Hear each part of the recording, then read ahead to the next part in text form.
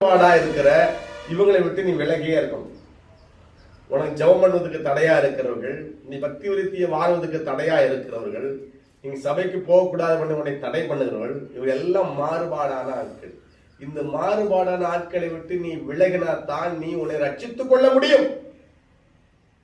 அல்லேலூயா.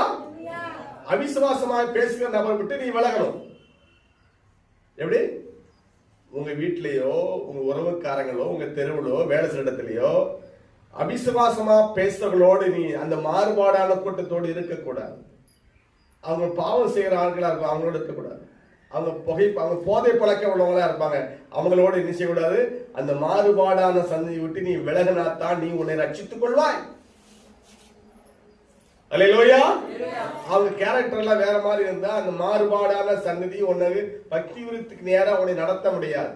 அப்ப உன்னை ரட்சித்துக் கொள்ள நீ செய்ய வேண்டியது என்னன்னா, செபிக்கிற பிள்ளைகளோட கூடி ஜெபம் பண்ணு. செபிக்கிற பிள்ளைகளும் தேவையில்லாத பேசினா அவங்களுக்கு பேய் இருக்குன்னு அர்த்தம். அவங்களை விட்டு விலகு.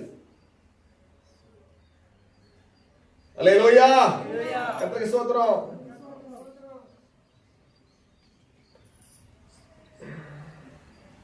இந்த ஒண்ணு வசனம் பாத்தீங்கன்னா, யாரு ஞானஸ்தானம் பெற்றார்கள் வாசிக்கிறோம். 2:41 அப்போ சொல்லல, அவனுடைய வார்த்தையை சந்தோஷமா ஏற்றுக்கொண்டவர்கள் ஞானஸ்தானம் பெற்றார்கள்.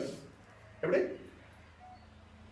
பேதுரு பேசின வார்த்தையை சந்தோஷமாய் பிரசங்கத்தை ஏற்றுக்கொண்டவர்கள் ஞானஸ்தானம் பெற்றார்கள். என்ன சொன்ன? முழு இருத்தோடு விசுவாசித்தால் தடையில்லை. பாவம் மன்னிப்புக்கென்று ஞானஸ்தானம் எடுக்கிறோம். இந்த கடவுளுடைய வார்த்தையை நீ ஏற்றுக்கொள்ளும் போது ஞானஸ்தானம் எடுக்கிறார். அல்லேலூயா. கர்த்தருக்கு ஸ்தோத்திரம். ஏற்றுக்கொள்ளும் போது ஞானஸ்தானம். அப்ப இயேசுவை நீ ஏற்றுக்கொள்ளணும், இயேசுவை நீ விசுவாசிக்கணும், இயேசுவின் வசனத்தை ஏற்றுக்கொள்ளணும், ஆண்டுடைய வசனத்தை ஏற்றுக்கொள்ளணும். இயேசுதான் தெய்வன் என்று விசுவாசிக்கணும். இயேசுதான் தெய்வன்